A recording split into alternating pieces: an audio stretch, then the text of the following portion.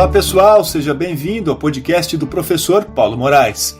Doutor e mestre em Geografia pela USP, bacharel e licenciado pela PUC São Paulo, referência em Ciências do Ambiente. Diretor de um dos maiores sistemas de ensino do país, o Sistema Anglo de Ensino.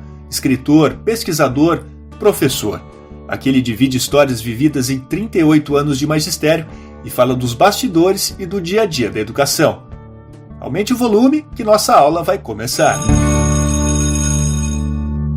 E aí, professor Moraes, tudo bem? Tudo bem, você, como está, Marcos? Tudo ótimo. Preparado para mais essa aula?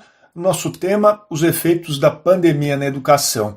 Os efeitos foram muito intensos? Eu tenho falado, Marcos, que a pandemia ela fez um strike na educação. Outro dia falei isso, me perguntaram o que era strike, né? É para quem nunca jogou boliche. Quando você joga boliche, derruba todos os pinos, você faz um strike. A pandemia tirou a educação da zona de conforto, a pandemia fez a educação mudar completamente para melhor e para pior.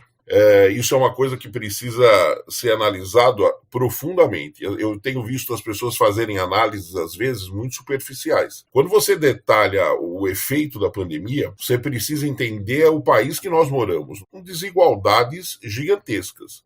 E na área da educação, não é diferente. Você tem o setor privado e você tem o setor público. Alguns setores públicos perfeitos, como a gente diz no meio da educação, primeiro mundo. Mas outros muito atrasados, com seríssimos problemas, com falta de professor, uma série de problemas. Quem é da educação sabe disso. E aí veio a pandemia. E a pandemia mudou tudo, completamente. Da noite para o dia, as pessoas tiveram que se reinventar. Essa reinvenção conseguiu ser feita a tempo, com propriedade? O setor privado deu uma resposta muito rápida. Em 10 dias, 15 dias, dependendo da escola, se tinha plataforma, se não tinha plataforma educacional, se os alunos estavam mais adaptados ao mundo digital, se os alunos estavam menos, mas rapidamente, em um mês, as escolas privadas deram uma resposta. O sistema de ensino que eu trabalho, nós demos uma resposta em 15 dias. 15 dias, os alunos estavam com aula. Só que o setor público não teve essa estrutura. A resposta veio de maneira mais lenta. E como vocês se reorganizaram nessa hora? Tanto no público como no privado, as pessoas deram férias. Foi uma estratégia. Antecipou-se as férias, algumas esticaram, outras, resumo, puseram a casa em ordem. Mas isso trouxe problemas muito sérios que vão refletir nos próximos anos para o setor público, principalmente. Dentro da tragédia da pandemia, qual é a grande vantagem? Ela fez todo mundo se envolver. Vou abrir um parênteses aqui. Viva a tecnologia, viva a internet, né? Eu vou fazer uma provocação. Já parou para pensar se essa pandemia tivesse acontecido há 25 anos atrás? Eu não estou falando na época dos egípcios. Eu estou falando há 25 anos atrás. Essas crianças estariam em casa sem nada, viu? Você não teria absolutamente nada. É que esta pandemia aconteceu num mundo interligado pela internet e com essa facilidade. Foi a nossa sorte dentro dela. Senão nós estaríamos aqui há 2 anos sem absolutamente nada, com as escolas fechadas e sem contato algum com os alunos. Os alunos estariam de férias durante 2 anos. Viva a tecnologia!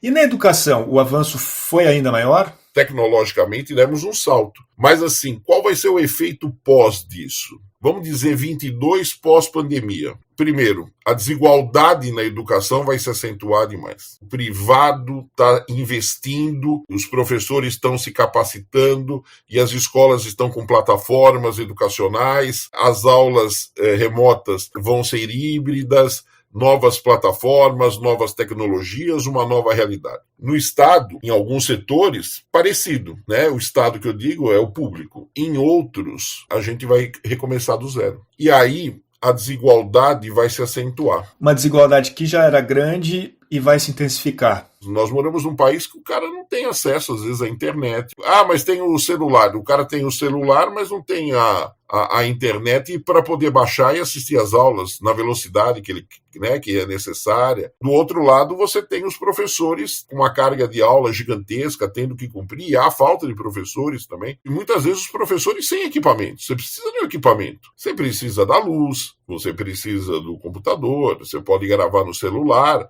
mas você precisa. Agora os professores... Olha, Marcos, eu vou te falar uma coisa. Eu tenho tanto orgulho dos professores. A dedicação dos professores foi determinante nessa hora, né? Os médicos foram para a linha de frente. Foram para os hospitais, estão lá lutando, salvando vidas. Os professores também foram para a linha de frente. Salvar gerações. Porque essas crianças, esses adolescentes poderiam ter ficado em casa sem nada. E os caras se reinventaram. Eu vi professor dando aula no azulejo da cozinha dele. Ele não tinha uma lousa, ele dava aula no azulejo com uma caneta. Professores preocupados, ligando para a casa dos alunos, acompanhando, sabe, mensalmente. E aí, você está bem? Quando você tem uma plataforma, você tem uma estrutura, foi mais fácil. Mas que muita gente não teve isso. Uma mudança de uma hora para outra que não deve ter sido fácil. Você consegue imaginar alguém ter que se reinventar num curto espaço de tempo e colocar aquilo em prática? As crianças estavam ali esperando, né, uma resposta. As escolas tiveram que se reinventar, os professores, as coordenadoras. Aquele um mês que deram de férias, muitas escolas, foi fundamental para poder se reestruturar. As pessoas acham que, né, eu escutei gente falar assim,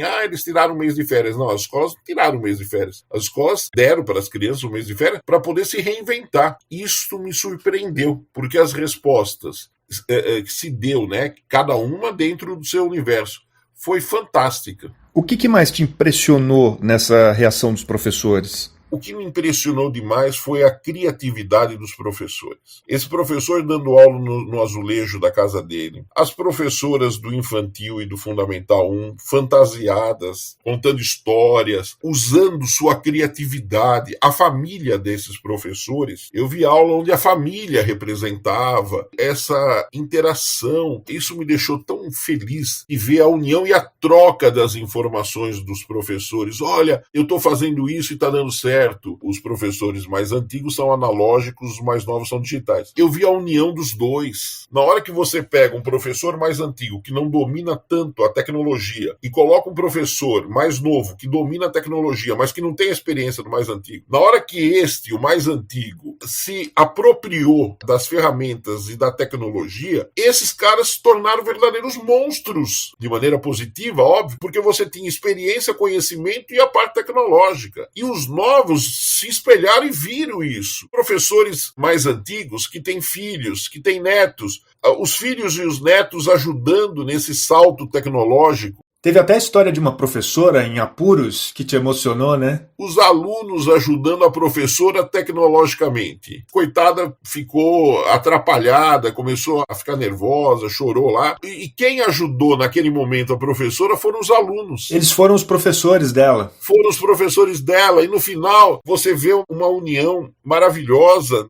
Os professores do infantil e do Fundamental 1, eu sempre brinco com eles, que eles merecem uma estátua na cidade que eles moram, porque o trabalho que eles têm, né, que eles ficam, aquela criatividade que acontece naquele universo da sala de aula, e que muitas vezes as famílias não sabem. Agora as famílias viram o que esses professores fazem, são capazes de fazer. Também escutei, olha que relato legal, de cidades pequenas, Marcos, que numa grande metrópole, cada um mora num bairro, cada um mora num prédio, a gente mal e mal se conhece. Quando você mora numa cidade pequena, você sabe que fulano é professor, mas você não sabe o trabalho que às vezes ele faz na sala de aula. E eu recebi vários relatos de professores que as famílias reconheceram, falaram, obrigado por isso. Esse carinho é uma resposta tão bonita, né? Você passou por situações assim durante seus anos de magistério? Eu dei aula para o filho de uma apresentadora famosa aqui do Brasil. E um dia me apresentaram a ela tal. E aí, na hora que eu fui embora, do nada, ela não tinha necessidade nenhuma de falar isso. Ela virou e falou assim, obrigado por você ter dado aula para o meu filho. Olha, eu nunca mais esqueci essa frase, eu achei de uma generosidade, assim, gigantesca, de uma educação, assim, gigantesca. E eu tô vendo muitas pessoas falarem isso para os professores agora. Sabe, obrigado por você dar aula, ter dado ou dar aula para o meu filho. Eles estão vendo o trabalho que os professores estão tendo